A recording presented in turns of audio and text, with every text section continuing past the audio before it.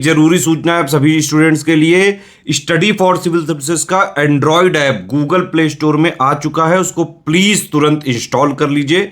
और अगर आप स्टडी फॉर सिविल सर्विसेज के सिर्फ ऐप से कोई भी कोर्स, कोई भी पीडीएफ परचेस करते हैं तो उसमें अप्लाई कूपन, अगर आप ज्ञान सर जो है आप उसमें अप्लाई करते हैं, ये कूपन कोड है, तो उसमें 20% फीस तुरंत माफ हो जाएगी। मतलब 20% डिस्काउंट तुरंत उसमें लग जाएगा। ज्ञान सर लिखना है, नॉर्मली ज्ञान सर, स्मॉल लेटर में है सब कुछ, कोई स्पेस नहीं, कोई कॉलम नहीं, सिर्फ ज्ञान सर, GYANSIR। इस तरह से अगर कूपन कोड लगाते हैं आप ऐप में बाई करने से पहले, जो अप्लाई कूपन वाले में आता है, तो 20% का डिस्काउंट तुरंत मिलेगा। वीडियो देखिए। नमस्कार दोस्तों, स्वागत है आपका CSET प्रिपरेशन के इस YouTube चैनल पर। दोस्तों, आज की इस वीडियो में हम लोग UPPSS प्री 2024 के लिए CSET हिंदी की एक क्लास को आगे बढ़ाएंगे, जिसमें कि कर्मधारय समास से आगे बढ़ेंगे। यह क्लास UPPSS के अतिरिक्त अन्य सभी प्रकार के स्टेट PCS एग्जाम और वनडे एग्जाम के लिए अत्यंत महत्वपूर्ण है, जहां पर हिंदी से जुड़े प्रश्न देखने के लिए मिलते हैं। तो देखिए, यहाँ पे कर्मधारय समास के बारे में दिया है। जिस समस्त पद का मतलब सामसिक पद है ना, का उत्तर पद प्रधान हो और पूर्व पद व उत्तर पद में उपमान, उपमेय अथवा विशेषण विशेष संबंध हो, वहां पर कर्मधारय होता है। पहचान, इसका पहचान जो होता है, विग्रह करने पर दोनों पदों के मध्य है जो या के समान ऐसे शब्द देखने के लिए मिलते हैं। तो इसके पहचान से आप आसानी से इसे क्लियर कर सकते हैं। बाकी ये भी आप याद रखिएगा, इसका उत्तर पद मतलब बाद वाला पद प्रधान होगा और इसमें उपमेय, उपमान तो विशेषण विशेष संबंध होगा। जैसे कुछ एग्जाम्पल्स दिए, नव युवक मतलब नव है जो युवक। देखिए यहाँ पे है जो आया, तो यहाँ से पहचान गए कि इसमें कौन सा समास है, कर्मधारय। पीतांबर, पीत मतलब पीला, है जो अंबर, यहाँ पर भी कर्मधारय समास है। परमेश्वर, परम है जो ईश्वर। आगे दिया नीलकमल, नीला है जो कमल। महात्मा, महान है जो आत्मा। कनक लता, कनक सी या फिर कनक के समान लता। प्राण प्रिय, प्राणों के समान प्रिय। देह लता, देह रूपी लता। लाल मणि, लाल है जो मणि। नीलकंठ, नीला है जो कंठ। आगे दिया महादेव, महान है जो देव। नेक्स्ट दे रखा है अधमरा, आधा है जो मरा। परमानंद, परम है जो आनंद। इन सब में कर्मधारय समास है। और भी आगे बढ़ेंगे, यहाँ पे अब देखिए दिया है कर्मधारय तत्पुरुष के भेद। तो कर्मधारय तत्पुरुष के 4 भेद होते हैं। विशेषण, पूर्वपद, विशेष पूर्वपद, विशेषणो भयपद, विशेष्यो भयपद। देखिए इसका मतलब क्या है। विशेषण पूर्वपद का मतलब इसका पूर्वपद विशेषण होगा, इसमें पूर्वपद विशेष्य होगा। यहाँ पर दोनों पद विशेषण होंगे और यहाँ पर दोनों पद विशेष्य होगा। यहाँ पे एग्जाम्पल से समझाया गया। देखिए विशेषण पूर्वपद, इसमें पहला पद विशेषण होता है। देखिए यहाँ पे दिया है, जैसे पीत अंबर मतलब पीला अंबर जो होगा या फिर पीत होगा तो ये विशेषण है, इसका समासिक शब्द हो जाएगा पीतांबर। परम ईश्वर मतलब परमेश्वर। नील गाय, तो यहाँ पे नील गाय हो जाएगा।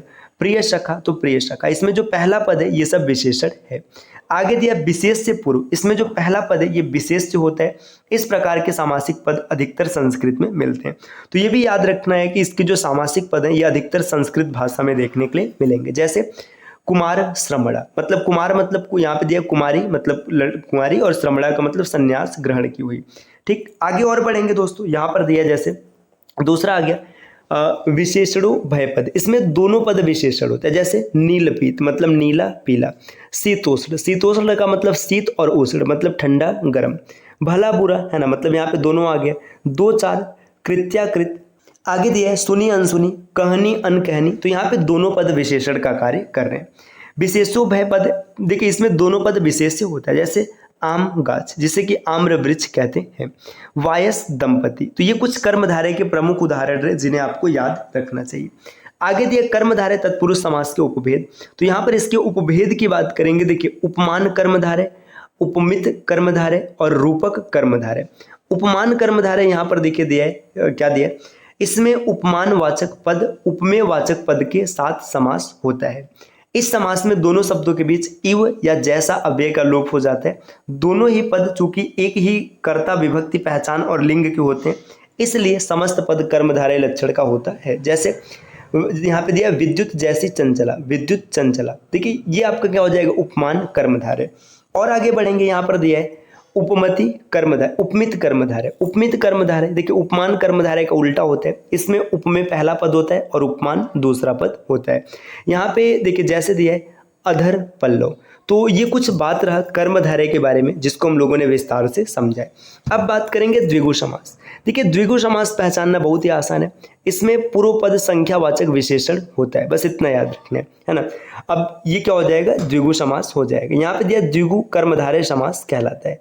अब यहाँ पे बस इतना याद रखना है, द्विगु का मतलब जो पहला पद होगा ये संख्यावाची होगा, जैसे सप्त सिंधु है ना, 7 सिंधुओं का समूह, दोपहर 2 पहरों का समूह, त्रिलोक 3 लोकों का समाहार, तिरंगा 3 रंगों का समूह, दुअत्री 2 आनों का समाहार, पंचतंत्र 5 तंत्रों का समूह, पंजाब 5 आबू, आब मतलब नदियों का समूह, पंचरत्न 5 रत्नों का समूह, नवरात्रि 9 रात्रियों का समूह, त्रिवेणी 3 वेड़ियों, वेड़ी का मतलब नदी, नदियों का समूह, सतसई 700 दोहों का समूह। और आगे बढ़ते हैं दोस्तों, यहाँ पर दिया बहुब्रीहि समास। बहुब्रीहि समास क्या होता है, समास में आए पदों को छोड़कर जब किसी अन्य की प्रधानता हो तो उसे बहुब्रीहि कहते हैं। मतलब देखिए समास में जो आएगा ना सामासिक पद, वो दोनों अलग अलग रहेंगे और लेकिन वो किसी तीसरे की ओर इशारा करेंगे, है ना। जैसे इसको एग्जाम्पल से समझते तो ज़्यादा बेहतर समझ में आएगा। यहाँ पे दिया प्रधानमंत्री, प्रधान है जो मंत्री, देखिए मंत्रियों में जो प्रधान है, देखिए ना तो यहाँ पे मंत्री के बारे में बताया गया और न ही प्रधान के बारे में बताया गया, ये दोनों मिलकर के एक अलग शब्द के बारे में बता रहे हैं जो कि प्रधानमंत्री। पंकज, पंक मतलब पैदा कीचड़ में, और ज मतलब पैदा होने वाला। पंकज मतलब कीचड़ में पैदा होने वाले को कमल कहते हैं। ये देखिए ये शब्द कमल की ओर इशारा कर रहे हैं। अनहोनी, न होने वाली घटना, ये किसी विशेष घटना की ओर इशारा कर रहे हैं। निशाचर, निशाचर का मतलब क्या होता है, राक्षस। यहाँ पे दिया ना जो निशा मतलब रात में विचरण करने वाला। चौलड़ी, चौलड़ी का मतलब माला होता है, 4 है लड़ियां जिसमें, है ना। यहाँ पे देखिए दिया विषधर, विष को धारण करने वाला कौन होता है, सर्प होता है। मृग नयनी, मृग के समान जिसके नयन है, मतलब अत्यंत सुंदर स्त्री की बात की जा रही है। यहाँ पे देखिए महावीर, महान वीर है जो, जैसे हनुमान की बात हो रही है।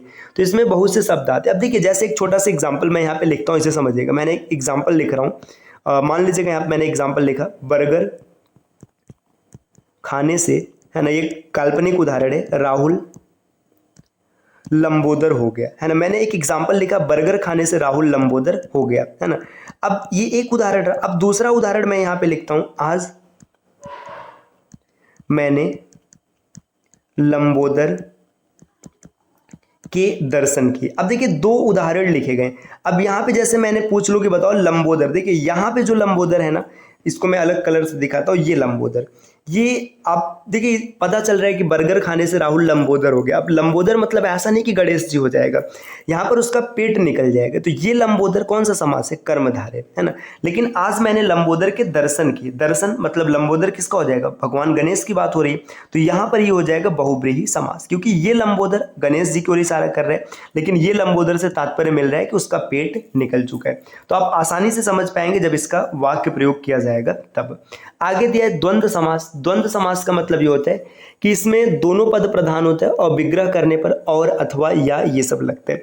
द्वंद्व समास की एक और विशेषता होती है कि इसमें 2 विपरीत अर्थ वाले शब्द आपस में चिपके रहते हैं, मतलब दोनों का विरोधाभास करते हैं। जैसे दिन रात, मतलब ये एक दूसरे का विरोध कर रहे हैं। सुख दुख, दाल चावल, भाई बहन, माता पिता, ऊपर नीचे, गंगा यमुना, दूध दही, आयात निर्यात, देश विदेश, जाना अनजाना, है ना, राजा रंग। तो ये सब चीजें द्वंद्व समास के अंतर्गत होती है। मतलब इसमें हमेशा ऐसे शब्दों को एक साथ रखा जाता है जो विरोध करते हैं एक दूसरे को, वहां पे द्वंद्व समास देखने के लिए मिलता है।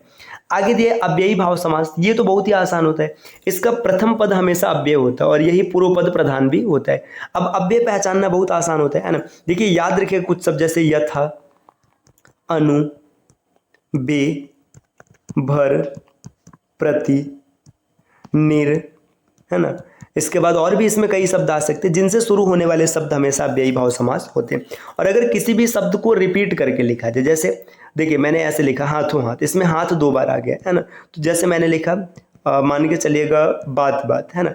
ये इन सब में क्या होगा, इन सब में अव्ययी भाव समास होगा। जैसे यहाँ पे कुछ उदाहरण दिए, जैसे यथाशक्ति, देखिए यथा आ रहा है ना, तो ये अव्ययी भाव समास होगा। यथा विधि अव्ययी भाव समास है ना।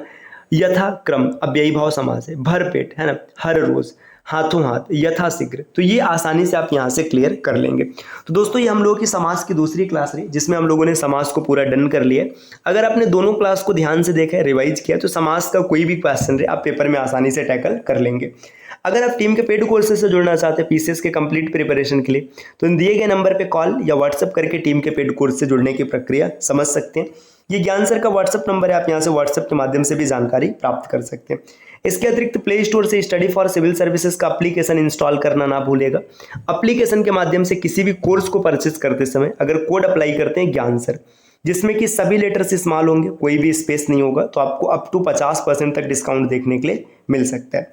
मिलते हैं दोस्तों आपसे अगले वीडियो में कुछ नए कॉन्सेप्ट के साथ, तब तक के लिए नमस्कार।